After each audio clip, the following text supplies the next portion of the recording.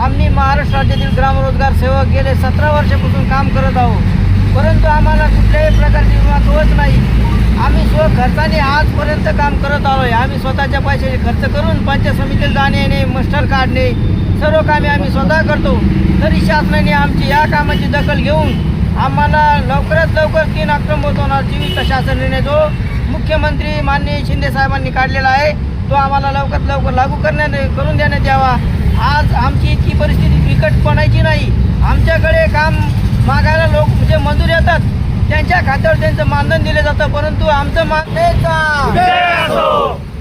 ग्राम रोजगार सेवक संघटनेचा अरे ग्राम रोजगार सेवकांना 10,000 रुपये मानधन, रोजगार सेवकांना 10,000 रुपये मानधन, 10,000 रुपये मानधन खात्यावर मिळालंच पाहिजे.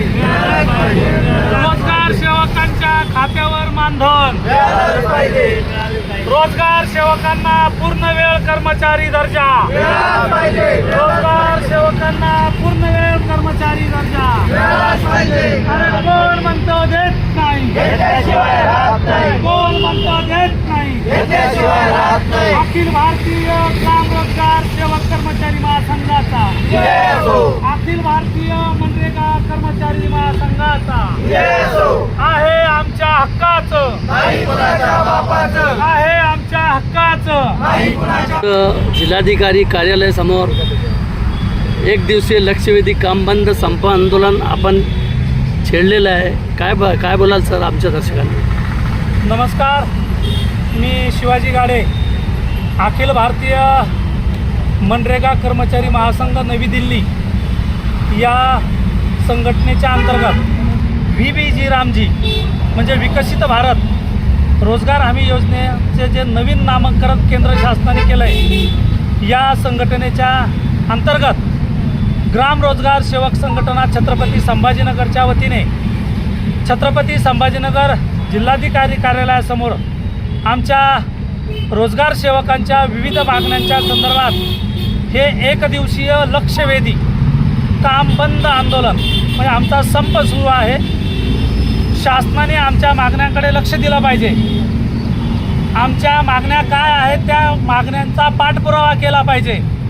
यासाठी छत्रपती संभाजीनगरच नव्हे तर संपूर्ण महाराष्ट्रभरामध्ये 1 एप्रिलपासून ग्राम रोजगार सेवकांनी काम बंद आंदोलन संप पुकारलेला आहे. आणि या काम बंद आंदोलनाकडे, या संपाकडे शासनाने लक्ष दिलं पाहिजे. या शासनाचं लक्ष वेधलं गेलं पाहिजे.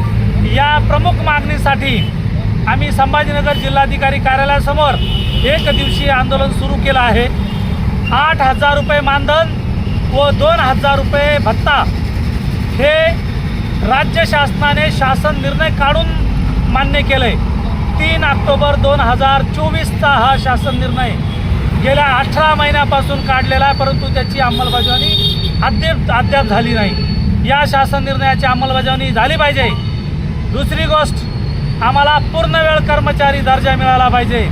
कारण आम्हाला काम करत असताना मजुरांची 2 वेळा हजेरी घ्यावी लागते. एक सकाळी घ्यावं लागते, एक 4 वाजता घ्यावं लागते. मग 2 वेळा दिवसभरात हजेरी घ्यायचं काम असताना आम्ही अर्धवेळ कर्मचारी म्हणून आम्हाला शासन निर्णय काढला आहे. तो शासन निर्णय त्यांनी रद्द करून रोजगार सेवकांना पूर्ण वेळ कर्मचारी दर्जा दिला पाहिजे. सोबतच हा सगळं जे आम्हाला मानधन भेटतंय हे पंचायत समितीच्या अंतर्गत ग्रामपंचायतच्या खात्यावर भेटतं. आमच्या थेट खात्यावर हे मानधन जमा झालं पाहिजे. या प्रमुख मागण्यांसाठी जिल्हाधिकारी कार्यालयावर आमचं हे आंदोलन सुरू आहे. शासन पाहून तुमचे मागण्या तालमतोल करत आहे, लक्ष देत नाही. टोलवाटोली काय करत आहे? खरं पाहता गाव पातळीवरले खेड्यापाड्यामध्ये राज्य आणि केंद्र शासनाच्या रोजगार हमी योजनेच्या 265 पेक्षा जास्त योजना राबविण्याचं काम रोजगार सेवक गाव पातळीवर करतो. परंतु या रोजगार सेवकांना कुठेही मानधन दिलं जात नाही, कुठेही फिक्स पगार दिला जात नाही. तुमच्या कामाच्या मोबदल्यावर टक्केवारी दिली जाते आणि ही टक्केवारी अत्यंत तुटपुंजी असते, कमी असते. ही टक्केवारी आम्हाला न देता सरसगट 8,000 रुपये मानधन आणि 2,000 रुपये प्रवास भत्ता म्हणजे 10,000 रुपये मानधन देण्याचा निर्णय याच राज्य शासनाने या संघटनेच्या बॅनरखाली त्यांच्या नेतृत्वाखाली जी रामजी म्हणजे केंद्र शासनाने नवीन लागू केलेली जी योजना आहे ती म्हणजे विकसित भारत जी रामजी योजना, जी यापूर्वी रोजगार हमी योजना म्हणून ओळखली जायची, ती आता योजना जी रामजी म्हणून अस्तित्वात आलेली आहे. त्या अंतर्गत ग्राम रोजगार सेवकांच्या वतीने आपण जिल्हाधिकारी कार्यालयासमोर आपल्या हक्काच्या लढाईसाठी आज काम बंद लक्षवेधी आंदोलन संप इथे करत आहोत. महत्त्वाचा विषय असा आहे की जोपर्यंत आपल्या या मागण्या 3 ऑक्टोबरचा GR महाराष्ट्र शासन लागू करणार नाही तोपर्यंत आपल्या जिल्ह्यातला आपला सुरू असलेला संप आपण मागे घेणार नाही. दुसरी गोष्ट, या संप काळामध्ये कोणीही मस्टर काढू नये, मस्टर जनरेट करू नका. तिसरी गोष्ट की आपल्याला पूर्ण वेळ कर्मचारी दर्जा मिळावा यासाठी आपण आता हक्काची लढाई आपण करत आहोत. कारण तुम्ही जर पूर्ण वेळ कर्मचारी नाहीत आणि जर अर्धे वेळ कर्मचारी आहेत तर तुम्हाला इथून पुढे आता 2 वेळा हजेरी घ्यावा लागणार आहे. बरोबर आहे? एक सकाळी घ्यावा लागेल आणि एक 4 वाजता घ्यावा लागेल. म्हणजे दिवसभर तुम्हाला काम करावं लागणार आहे. दिवसभर काम करायची वेळ जर आली तर तुम्हाला पूर्ण वेळ काम करावं लागेल. त्यामुळे तुम्हाला पूर्ण वेळ कर्मचारी दर्जा हा तुम्हाला मिळालाच पाहिजे. आणि आपल्या कामाचं जे मानधन आहे हे आपल्या कामाचं मानधन पंचायत समितीच्या किंवा ग्रामपंचायतच्या खात्यावर न येता हे मानधन थेट आपल्या खात्यावर आपल्याला मिळालं पाहिजे.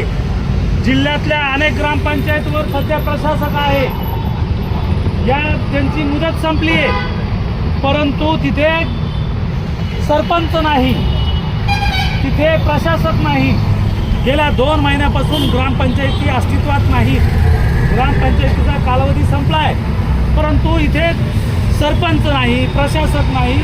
म्हणून आपले कामाचं मानधन, आपल्या कामाचा चेक जिल्ह्यातल्या जवळपास 600पेक्षा जास्त ग्रामपंचायतीमध्ये आपले चेक अडकले.